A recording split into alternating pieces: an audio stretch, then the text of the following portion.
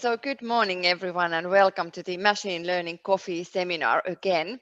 Today, we have the pleasure to welcome Mark Granroth-Wilding, and he will be talking about methods for LDA-like topic modeling of text using continuous word embeddings. And you are welcome to ask the questions already during the presentation. Just write a chat or raise your hand, and I will give the floor to you or ask the question on your behalf. So please, Mark, go ahead. Okay, thank you. Yeah, so I'm going to take you through some work that's kind of current work, ongoing work that we're doing. I had been hoping to present some more concrete results here, but it's we haven't got them yet. So it turns out to be more kind of an overview of various bits of work that we're doing. But quite a bit of what I'm going to say is background in a sense. It's not our work, but it's previous work in this area. So I'm going to give a bit of an overview of, first of all, topic modeling, and then various approaches to combining topic modeling with word embeddings. And I'll say something then about the sort of directions that we're exploring at the moment for, in this area. I'm going to assume, it's always hard to know how to pitch these talks, but I'm basically going to assume very little knowledge about topic modeling. Some of you may be very familiar with these things, but I'm going to take things from quite a basic level. So I'll try to go fairly quickly through some of the background stuff so I don't waste too much time, but I will take it from the basics. Okay, so first of all, I'm going to talk a little bit about topic modeling and LDA, latent dirichlet allocation, which is a common approach to this. Then I'll talk about word embeddings combined with topic modeling. I'll talk a bit about evaluation, which is a tricky area, tricky issue in this area. And then I'll get on to some of the things that we're looking into at the moment, extensions to the one of the models I'll have introduced earlier, and then some other issues to do with making these models robust to noise and also making them model multiple languages at the same time. So first of all, topic modeling. So very broadly, the aim of topic modeling is to take some large collection of documents made up of text and try to find some themes or topics, as we call them, in this collection. So we might use this for searching the collection, for kind of exploring what we have in the collection, or for analyzing the content, analyzing what's in there at a broad level. The idea is that we're starting with a large corpus, so we don't know beforehand what's in the corpus. We don't have a clear idea of what topics we expect to find. If we did, we could do some sort of supervised document classification, but instead we're going to take an unsupervised approach, try to discover these topics, and that's what topic modeling is about. So I'm just going to note that this is closely related to independent component analysis that we heard a few weeks ago, or whenever it was, a couple of months ago, maybe, in our Huberinen seminar. And it's similar in the sense that we're trying to find components, these are the things we call topics here, that describe the variation across the corpus between documents and that account for correlation. But we're applying this to textual data here. And a key criterion for what we want to find is that these topics that we discover are in some sense interpretable. They correspond to something that we can, some sort of generalization over the corpus that we can kind of explain. So why do we want to do this in the first place? It's frequently used as a method frequently used in digital humanities and in social sciences. Essentially, it's when we're starting with a large document collection, we can't just go and read all the documents to work out what's in there. So we want to get some kind of idea of what's in our corpus. So one thing we can do with a method like this is look at what topics are found to get some kind of overview of the data that we have in our corpus. And then we might do things like picking out documents, picking out some topics that are, or combinations of topics that are of particular interest to what we're researching, and picking out documents strongly associated with those topics. So it's a way of finding our way through the corpus. We might have other things in our corpus other than just text. Maybe we have, for example, time-stamped documents. So if we're dealing with newspapers, as we are in some of our current work, we know when a newspaper article was published. So we might look at questions of, for example, how topics change over time, or how the prominence of the relative prominence of different topics changes in the corpus over time. We're looking often to discover groupings of documents via these dimensions, by these components that are reflected in specialized vocabulary that are used in the different areas or the different topics. So these topics, it's a very vaguely described thing. The word topic doesn't tell us very much, but it could reflect, depending on the corpus, and depending on how we apply the model, it could reflect the genre of the documents or the themes discussed in the documents, the style of writing maybe even, or the sentiment expressed in the documents. So it could capture a lot of different things depending on how we apply it. There's one model in particular that dominates this field, and many other models that have been explored as extensions to this, really derivatives of the same model, and that's what's called latent Dirichlet allocation, or LDA. It's maybe familiar to many of you, but I'm going to start by talking about this because it's the basis for the other methods I'll be talking about later on. So LDA is a Bayesian generative model. It takes a large collection of documents and makes some simplifying assumptions that are going to allow us to model this document, this corpus, sorry. We're going to assume that we have some fixed number of topics in the corpus. We don't know what they are, but we're going to assume that there's a fixed number of them. So this is generally going to be a larger number than what you see here in these colored boxes. It might be, for example, 50 or 100. We're going to make what's called a bag of words assumption. That is, we're going to treat each document just as a bunch of words. We know how many of each word there is, but we ignore the order of the words or where they are in the document. And we make these key assumptions now. One is that each document only covers a small number of topics, only discusses a small number of topics. So here I've got 3 topics associated with this document. And remember, we've got many more than this. We're assuming that there are many more than this in the corpus as a whole. And then we also assume that each topic is mainly associated with some small number of words. So this, exactly how small this number is depends on certain things that we'll see in a minute. But that's the essential assumption, that only a small number of words are strongly associated with each of these topics. So the result is, when we train this model, that we get we get a model where words that often appear in the same document end up belonging to the same topic. So you can think of this, another way of thinking of this is dimensionality, as a method for dimensionality reduction on a matrix made up of, on the document term matrix. So this is made up of documents, a row for each document with a column for each term in our vocabulary, each term that we see, each different word that we see, and the values representing the number of words in that document of that type. So if you perform dimensionality reduction on this, this is essentially what you're doing with LDA, with these additional assumptions. So now I'm just going to step through the model. This sort of diagram hopefully is familiar to many of you. We've got on the left a plate diagram showing the dependencies between the variables in the model, and on the right we've got the generative model, the generative story as it's called. So I'm just going to step through this. So we're going to make this assumption. We're going to assume that we have a fixed number of topics, as I said. So we've got k topics here. And for each of those, we're going to sample a distribution over words. So this is a distribution over a fixed set of words, all the words that we see in our training set. This is drawn from a Dirichlet prior, and this is what encapsulates that assumption that I mentioned, that we have only a small number of words associated with each topic. So this is essentially, it's enforcing sparseness or encouraging sparseness in these topic word distributions. For each document in our corpus, then, we're going to choose a distribution over these topics. So this is what's also referred to as the topic mixture for the document. This is also drawn from a Dirichlet prior. So again, this encourages sparseness, and this is the other assumption that I mentioned, one of the other assumptions that I mentioned. This is the assumption that only a small number of topics are associated with each of the documents in our corpus. And then for each of the words within the document, we're going to draw a topic, categorical from a categorical distribution parameterized by this theta for the document. That's a topic for this word, and then conditioned on that topic and the corresponding topic's distribution over words, we draw the word itself, the observation.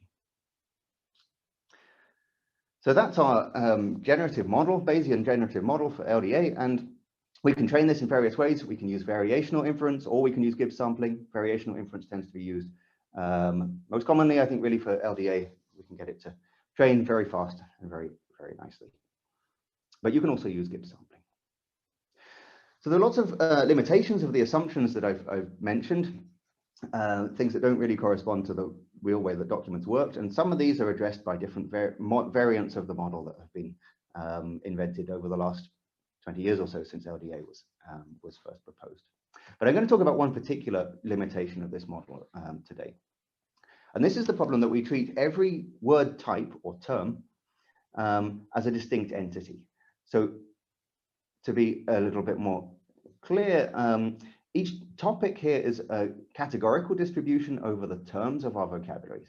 So it defines probabilities that we're going to see, given that topic, that we're going to see each of the possible words or terms that we might see in our document. And we learn a separate probability for each term. So we have a separate probability for the probability of a separate parameter for the probability of the word phone given a particular topic and the word telephone given a particular topic. And there's no sharing between these distributions. So the problem here is that if we have a corpus where we see the word phone a lot in our documents, but we hardly ever see the word telephone, we learn very little about telephone. We don't know which topic it's associated with. So this is going to be a problem when we have rare terms, terms that we don't see much in our training corpus. So one problem is that if we haven't seen a term at all, a word at all in our training corpus, then we just have to ignore it when we later try to do inference on new documents. We have no information about what topics that word might be associated with. Also, if we haven't seen words very much in our training corpus, then we have a very unreliable signal for associating that word with a topic. So in this case, telephone, we don't know which topic it's going to be associated with.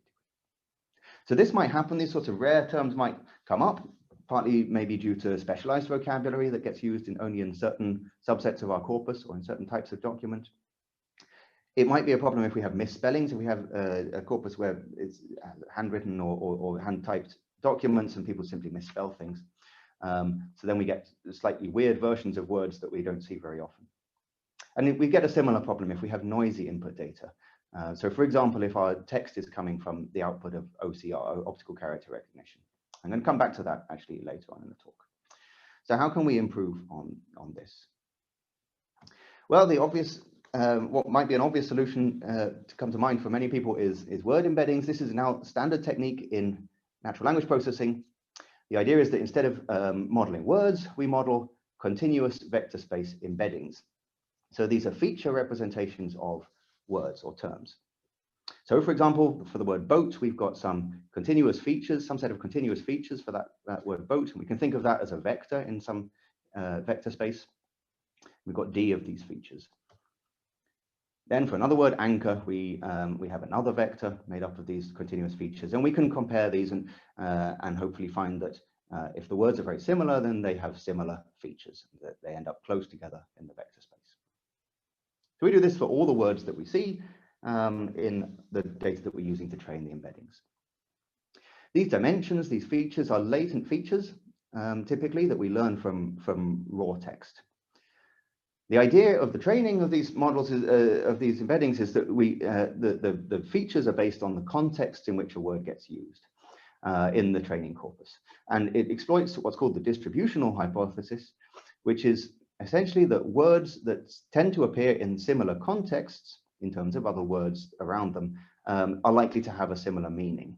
And so we hope then in these models that that's going to mean they get projected onto similar features or similar vectors. And so we can then find that the words that are close together in the vector space have a similar meaning.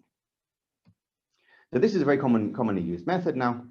And now we're going to think about how we can combine this with something like LDA to get a topic model that makes use of this information. So what we're going to do essentially is instead of modeling the probability of words as we did before, we're going to model the probability of the features associated with words, that is the dimensions of these embeddings. The embeddings themselves can be trained very fast on a very large corpus, and that's their big plus. So we can even get pre-trained embeddings. We can just download pre-trained embeddings for lots of different words which are trained on very, very large corpora. This is great if we're trying to model English because they're very easily available. You can get pre-trained embeddings from sort of general domain corpora for quite a lot of languages, although there is the caveat that the less data there was to train your embeddings on, the less reliable they're going to be. So that's obviously going to vary with language. So the basic idea here is that we train our embeddings on some very large general domain corpus, and then we train our topic model on a typically much smaller target corpus, the corpus that we're interested in modeling the topics of. We train this model in such a way that we take into account the information in the embeddings.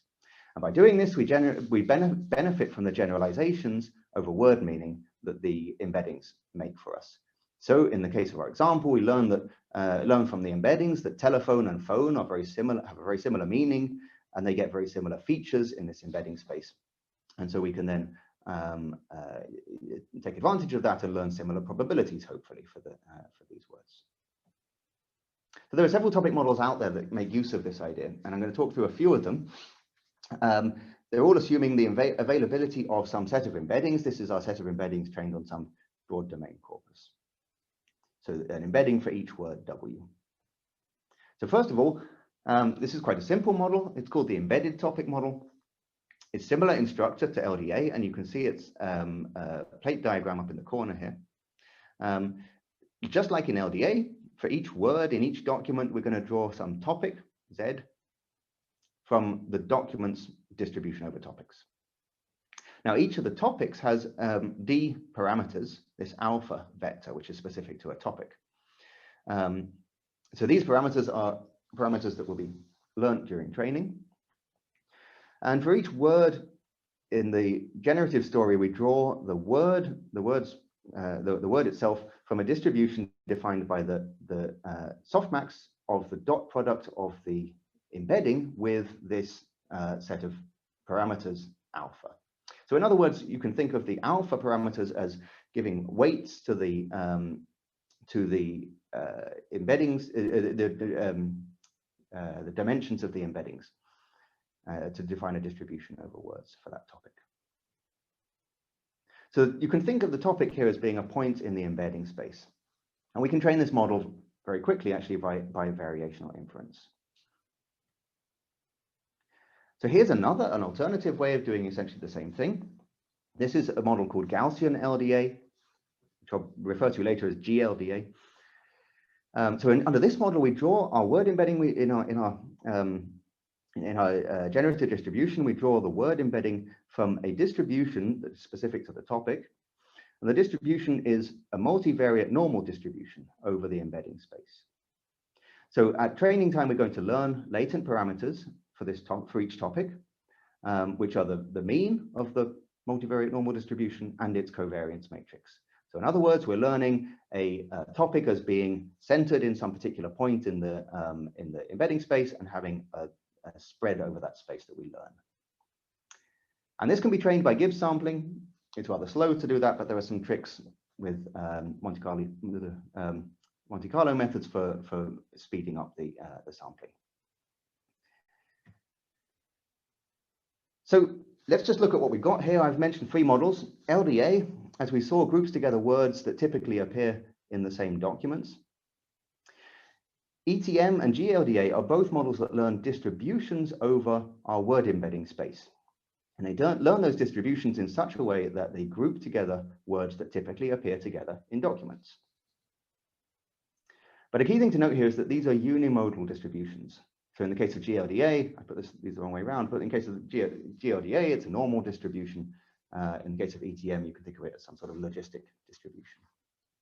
So these distributions are constrained by the embedding space that we start out with. Remember, we've pre-trained that on a large corpus. We're not training it on the same corpus as our topic model. So LDA is able to group together any words in the vocabulary that it tends to see in the same documents, but ETM and GLDA are somehow constrained because they can only group together words that are close together in the embedding space that we start out with. So just to essentially repeat this, we can think of this example of an LDA topic to do with sea battles. This is a made-up example, by the way, and the embeddings are also made up to simplify things. So imagine we have a topic that we've learned that seems to be to do with sea battles. It's got boats and ships, and it's got cannons and attacks. Now, we might expect these things to be quite disparate in the embedding space. We've got boats and ships and things to do with seafaring in one area of the embedding space, and guns and cannons and things to do with warfaring in another area of the space. Now, ETM and GLDA are going to have trouble learning, or they're not going to be able to learn a topic that can cover both of these areas of the embedding space without also covering the area in between. So in other words, if a particular topic has a high probability of the word boat, and it has a high probability of the word cannon, then it's also going to learn a high probability for anything that comes between boat and cannon. So it simply can't learn this type of topic. So what we really would like is to learn a topic that covers these separate areas of the embedding space, but but can choose which areas it's going to cover. So what I'm saying here essentially is that the similarity of words in terms of their topics, in terms of what documents, this broad level of similarity at a document level, is not the same kind of similarity as lexical similarity that's captured by these word embeddings. This sort of very local, low-level feature type similarity of word meaning. So now I'm going to introduce one other method that sort of deals with this problem. It's called the Latent Concept Topic Model, or LCTM. So here, again, instead of learning a categorical distribution over words as we did with LDA, we're now learning a category. Sorry, not again. This is different. If we instead of learning a categorical distribution over words, we're learning a categorical distribution over these latent concepts. And a latent concept is defined now as a normal distribution over the embedding space. So that's rather like a concept in Gaussian LDA. So you can think of each concept as being some small collection of words or a region of the space defined by this normal distribution. So we can learn all these concepts spread out across the space in different places, and then we can learn through this categorical distribution specific to a topic to group together some of these concepts or regions in a single topic. So here we've got this blue topic, topic 1, which is capturing these different parts of the embedding space. So in LCTM, we learn a mean for each of these normal distributions, which is specific, so each of these topics, and that's a latent variable, so it's inferred when we're training. So in other words, the concepts can move around in the embedding space while we're training. We also learn we learn a covariance for the normal distribution that's constrained to be spherical or isotropic. So in other words, it has the same spread across every dimension of the embedding space. That's mainly for the purposes of efficiency.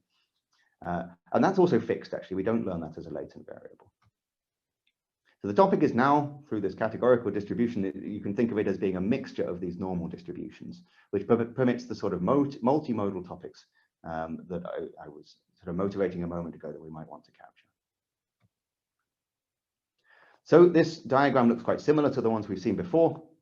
I'll just step through it quite quickly for the sake of time, but again, we're learning now for each, just like in LDA, we're learning for each of these fixed number of topics, a distribution. Previously, it was a distribution over words. Now it's a distribution over these concepts. And then for each concept, we're learning, we're sampling a mean of the concept, the center of the concept, and the variance of the concept is kept fixed, actually. And then for each document in our corpus, we choose a distribution over topics, just as we did in LDA and all the other models, actually. And for each of the words in each document, we are sampling a topic, again, just like in all the other models, from this categorical distribution specific to the document. And then we're sampling a concept for the word conditioned on this topic. And then given that concept's normal distribution, we sample the word embedding for the word. So now just a brief aside, let's stop talking about models for a bit and talk about evaluation. So evaluating these kinds of topic models is a really difficult area. Essentially, we're starting with something where we don't really know what we want to find exactly. We want to find these very vaguely defined distributions or dimensions, rather. So it's rather difficult to work out whether we found them or not. But there have been many ways, different evaluation methods that have been proposed over the years. We can look at the topics that get learned themselves. We can measure how coherent they are in some way by looking at the words that are associated with each topic and seeing whether they have some coherence. We can look at how different they are. We can measure the divergence of the different topics that are learned, because with the notion that it's a good thing if a model learns different topics and not all the same things in each topic. We can look at how the topics group together documents. We can, for example, compare these groupings of documents defined by the topics to predefined clusters or categories, which we might know for some given document set.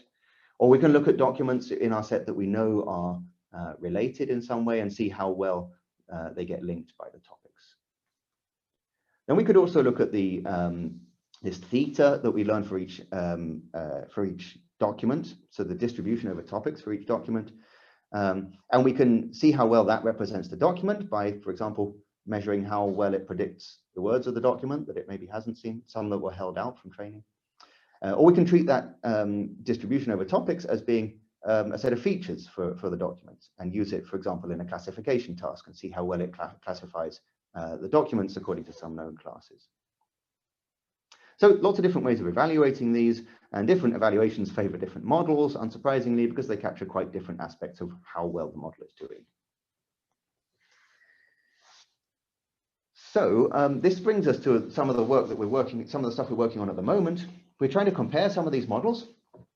We're looking at LDA, the traditional LDA, and the other models that I've talked about, the embedded topic model, the Gaussian LDA, and the latent concept topic model, each associated with these different types of distributions over word embeddings.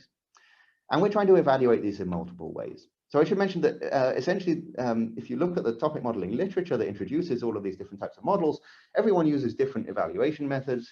Some of them get repeated fairly frequently, but essentially people report the ones that make their model look good. And so it's very difficult to get some sort of idea of what these models are good at capturing. So our aim is really to go and do a bit more of a comprehensive evaluation of these different models, and according to different evaluation metrics, to get an idea of what they capture, what they're good at, and what they're not good at. I should also mention that there are a load of other topic models that use word embeddings in different ways, and some of these we will also want to include in our evaluation. I haven't talked about them here for the sake of time mainly, and also because these ones I've mentioned here are the ones that are particularly of interest to us for various reasons. So just to cover briefly what we know already about topic models, about these particular topic models, this is basically based on the things that are reported in the papers. So for ETM, we know that the learned topics have a high coherence by a particular measure of coherence. So the words associated with the topic seem to be coherent if we compare to LDA at least. And then this sort of perplexity measure, the measure of how well the topic representation of a document predicts the words of the document, is good. So low perplexity is good. And we know that it's very fast to train.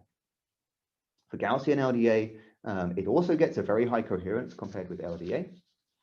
And we know that also that if you apply it to this sort of classification task where you take the topics as features of a document and try to predict classes for the documents, it does very well, or it does better than LDA anyway, in the case where the words of the document are unseen, where we haven't seen them at training time. So it generalizes nicely over the word embeddings.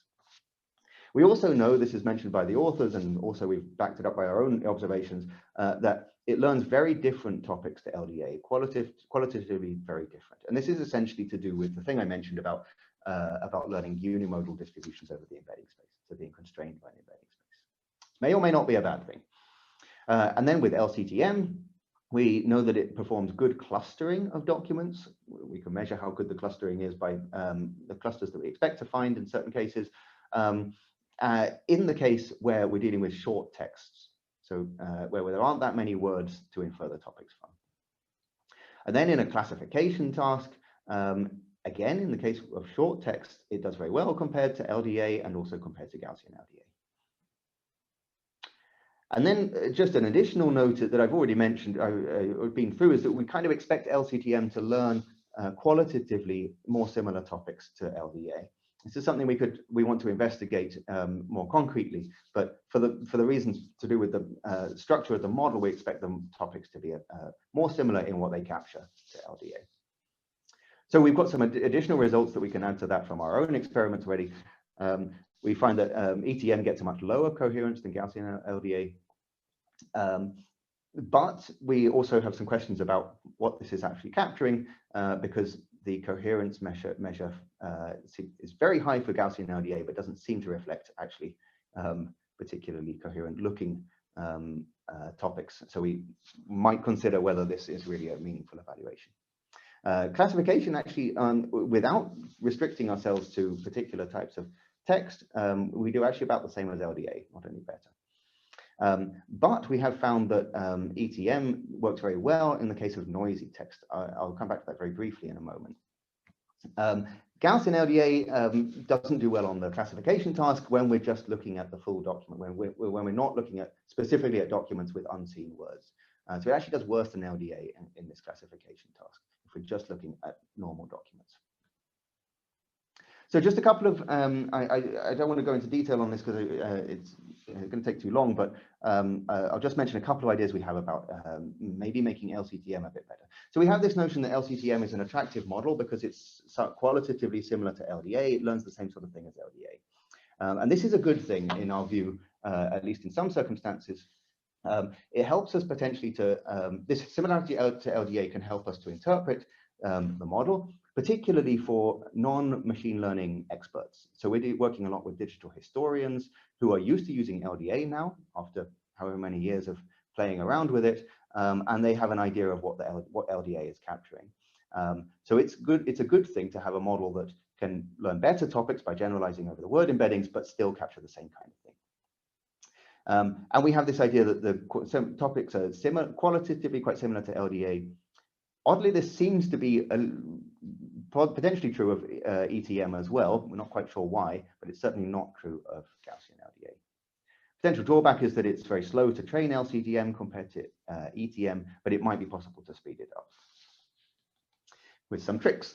So, and just a brief thing about initialization. The way the LCTM model is initialized by the authors is that we cluster the word embeddings to get some initial set of concepts. And then for each of the words in our dataset, we initially assign it a concept that to which its word embedding is closest in these clusters, the cluster that it's closest to. And then we randomly initialize the topics and start training using a Gibbs sampler.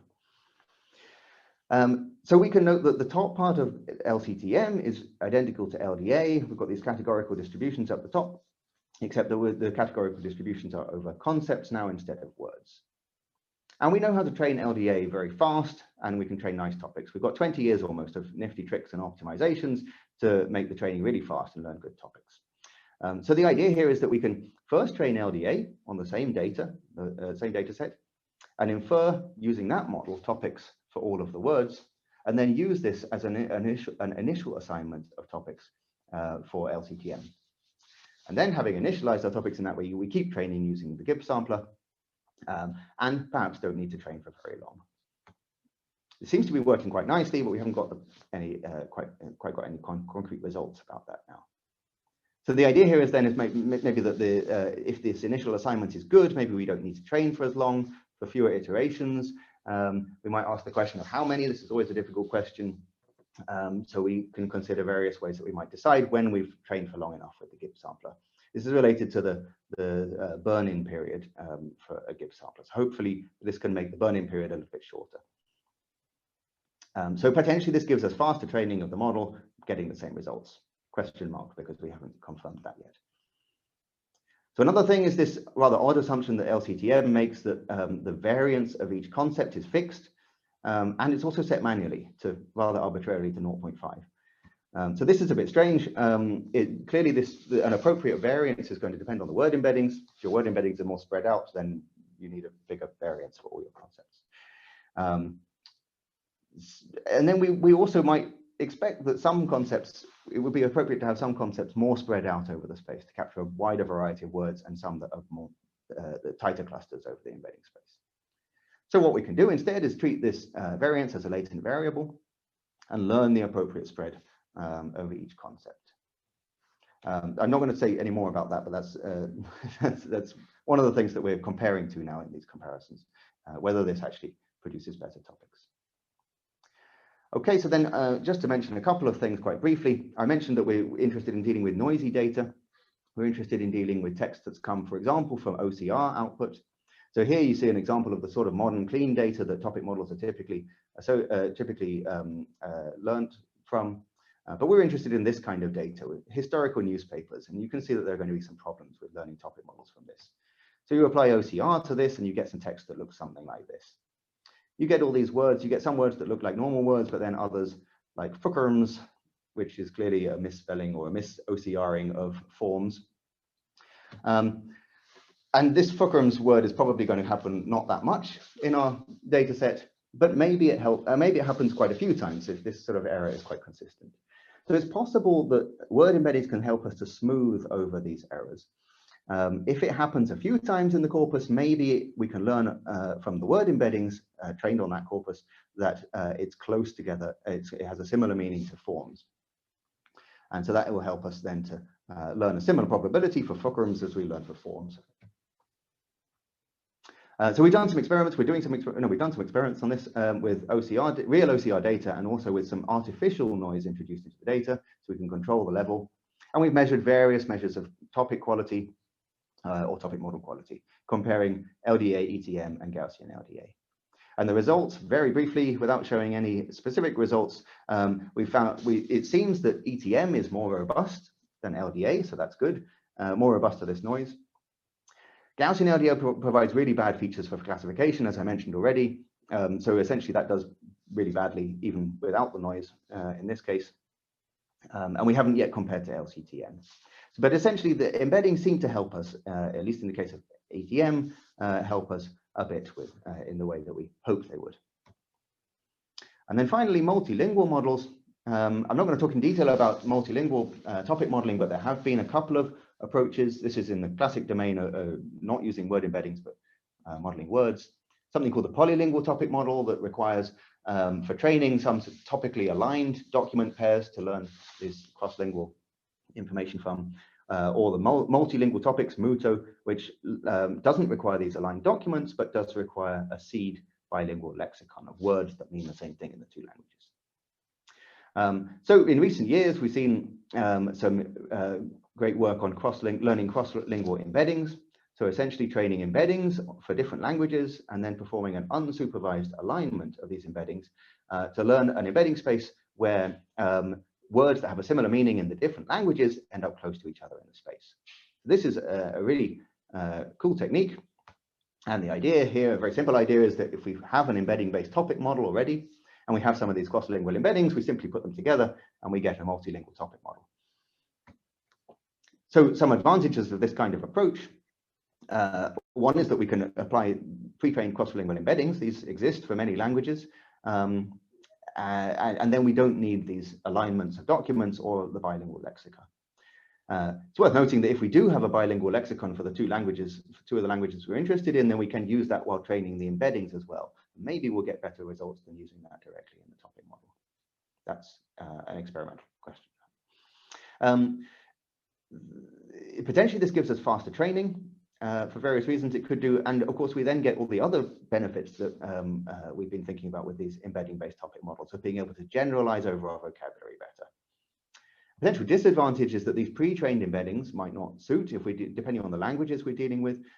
They might just not work as well as training multilingual models. And we don't know really yet whether training these sorts of cross-lingual embeddings on the sort of small noisy data sets that we have, that we might be all we're interested in the case of topic, or might be all that we have for the relevant domain and language for a particular topic model. We don't know whether that training is going to work well. So that's ongoing work. A couple of other ideas that I'm not going to talk about because there's no time are extending these models to dynamic topic models, where we model changes over time in topics and the topic's usage, just using the same sorts of extensions. And then the obvious question that may be in some people's minds is, why don't we just use context-sensitive embeddings with these, like BERT and so on, that have become very popular in recent years? So that's something we want to do. So that's all I'm going to say for today. Just to summarize what I said, I've talked about topic modeling using LDA, and we know that this is useful, for example, in the digital humanities. And there are some problems that we can address, potentially address using word embeddings. And I've talked about several approaches to doing that in terms of the modeling, and some of the potential advantages of this particular model, LCTM, and that's why we're most interested in that at the moment. And I've covered some of our current work on comparing the models and some potential improvements to LCTM, and measuring the robustness of the models to noise. And then I mentioned these future ideas, multilingual embeddings and extending to dynamic dynamic topic modeling and contextual embeddings. So thank you. That's all I'm. One more thing, just to mention that a lot of this experimental work is that I've mentioned is stuff that's been done by Elaine and Lydia. I just want to credit them here for some of the results that I've reported, many of the results that I've reported. So thank you, Mark. Do we have questions from the audience? Yes, please go ahead, Alexander. Yes, hello. Thank you, Mark, for the interesting presentation. I have two questions. The first one, well, since I wasn't working with LDA models, but it wasn't very clear for me that, for example, if you train LDA model on a corpus, and if you have a new document, then could you still decompose this document into topics having well trained model?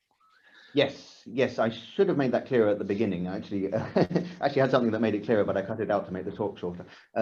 So yes, that is a key thing that we want to do. I talked a lot about analyzing a particular document collection and seeing sort of what's in there. But yes, we're not restricted to analyzing the document collection that we train the topic model on. A typical thing to do is to use one collection for training the parameters of the model, and then actually keeping those parameters fixed, because we can do the inference faster if we keep those parameters fixed and don't update them, as we sort of should do really in Bayesian learning. And then we take some new documents and we analyze them using the sort of fixed topic model. So yeah, that is exactly what we do. So even the classical LDA allows to do this. Okay. Yeah. Thank you. And the second question is about the tokenization of documents for LDA, because there's new these mask language models like BERT, they use subword tokenization. But here, could you say what is the good tokenization for LDA? So the models are kind of ambivalent to that, but actually experience with working with topic models, both my own experience and sort of other people's experience, says that actually the models are really quite sensitive to what you do with these sorts of things. So tokenization potentially makes a big difference. Other things like how you normalize your text, so whether you perform lemmatization of words or whether you lowercase everything, can make quite a big difference to how well the topic model performs. And then another key thing along the same lines is actually removal of stop words. So these very common words like and or that carry very little information in the language. So if you remove them from your data set before you train your topic model, you get a much better topic model. So these things are sort of minor details, it seems, but they do make a big difference. And tokenization is sort of in that category as well. As for the things like BERT, whether you have these kind of special tokenization or funky tokenization things that break down words, yes, I can imagine that would help potentially. If nothing else, it would give you potentially a way of doing sort of unsupervised lemmatization type normalization of words. So you don't need to know beforehand how the language works, how words are inflected and so on in order to get that kind of generalization. And that's really good if we're dealing with lots of languages, and also if we're dealing with, for which lemmatizers might not exist, but also if we're dealing with different types of data. So dealing with historical data as we are can make some of these things quite difficult. You need a historical lemmatizer, and noisy data it makes it difficult to apply these kinds of tools. So yeah, doing things like that could certainly help the models. And does help the models. Okay, thank you. Okay, thank you. And then Jörg. Yeah, hey, that's very interesting. Thanks for your presentation. I have also two questions actually, but one is more like a clarification that I didn't really understand with the ETM model. So as you said, there's this alpha parameter that enforces sparseness in a normal LDA, and I guess it's probably the same kind of prior function that this alpha parameter has in ETM as well. And I wonder whether this means that sparseness over dimensions, is that what it does? And does that make sense? Yeah, let me see. That's actually, now I think about it, that's a really confusing thing about the notation, because ETM uses alpha to represent the topics, really confusingly. I'd have changed that for the purposes of this talk if I, to make it more consistent if I'd noticed. But yeah, you're right. It's not. So ETM doesn't mention this sparseness parameter, this Dirichlet prior on the theta, and that is strange. It's, let me see. And I also don't really know how you could do sparseness over embeddings somehow, because it doesn't make sense to have sparseness over the dimensions, because you don't want to have certain dimensions coming out, because they don't have really independent semantics. That's basically my question. So I don't really know. So I'm not sure, to be honest. It puzzles me as well. It has puzzled me, and I haven't really worked out the answer. It seems to it seems to work, but they don't have. I'm pretty sure they don't. I don't think it's just that I've left it off. I'm pretty sure they don't have this prior on theta or on alpha. Actually, I mean, both of them sort of should have a sparse prior in the classical sense. But I guess what you need is some kind of sparseness of regions in the embedding space, but I'm not really sure how that would look like, but well, I don't know. So one thing that in some other topic models, only one of these sparse priors is used. So the what was referred to in the other model as alpha, this one. So the sparse prior on the document topics is included, but beta is left off. So it was basically beta I was thinking of, I guess. Right. Yeah. So that actually works, oddly enough, and of course we know that we want our topics to be sparse. That's the assumption that they're associated with only a few words. We don't want them to have, you know, most of the vocabulary included in them, but you actually kind of get that. It turns out if you have a sparse prior on alpha, and you actually just don't put any prior on here, just treat them as free parameters, then you still get these sparse distributions just because you're trying to use only a few topics per document. So but how would you get? I mean, you would probably like to get a few embeddings explaining your topic. So somehow you probably want to have the possibility to have several word embeddings to explain your topic. And then you would also like to have a sparseness factor on that you don't want to have a lot of those, but at least a few. So I'm not really sure how you get that with the what that comes ETM. out as in ETM is that this so you get that if you're right, it doesn't mean that you just want a few of the dimensions of the embeddings to have high values. But I think if you just have a high value for all of the dimensions of alpha, then you get a broad distribution over the space, or you get a sort of uniform distribution over the space, essentially. Okay. So then so that I think corresponds to a non-sparse topic, and I'm not sure why that degenerate case doesn't come up when they're doing the training, but it's possible that they just deal. I can't remember. It's possible they deal with that with just some penalty in the training. Okay. I need to check. But I think this. I mean, this is sort of one of the things that makes me prefer the other models. This is kind of weird in a Bayesian sense. This whole softmax. Yeah. No, I mean, conceptually, this kind of latent topic model makes much more sense to me. It's very natural. I don't know if I can still ask my second question. We're getting over time, but no. So I'm interested. Yeah, it depends how Mark is feeling. I guess that. Well, I can thank the others at least if you want to then leave and see you next time. But of course, if Mark has time, so I don't have anything against that. You continue the discussion. But I have another meeting now starting at 10 as well. Yeah. But okay. I can try to answer quickly. No, well, the cross-lingual topics and the cross-lingual embeddings is also interesting to me. And I was wondering if you know you want to use cross-lingual embeddings to make these multilingual topic models as well. And somehow cross-lingual embeddings also have the problem that they actually look at word forms and they try to align those together. Whereas Right. the idea of having concepts is much nicer because you have concepts that are much more abstract and on a semantic level, and you would like to align those instead.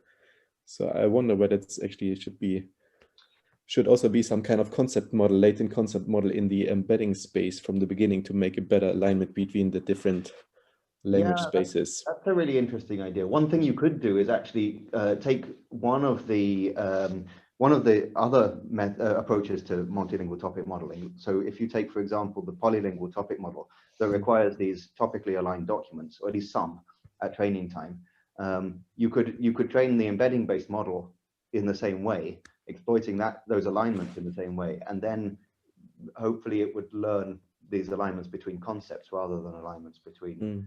You could probably get it to do that, and then you sort of, I presented it as an advantage that you don't need that alignment, but maybe, yeah, if you look at it the other way around and you actually don't have confidence in having good cross-lingual embeddings to start with, maybe using that alignment will give you better cross-lingual embeddings. That's a really interesting idea.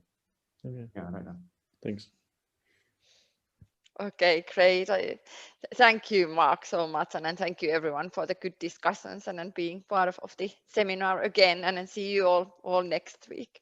Okay. And actually, thank you. Bye bye. Actually,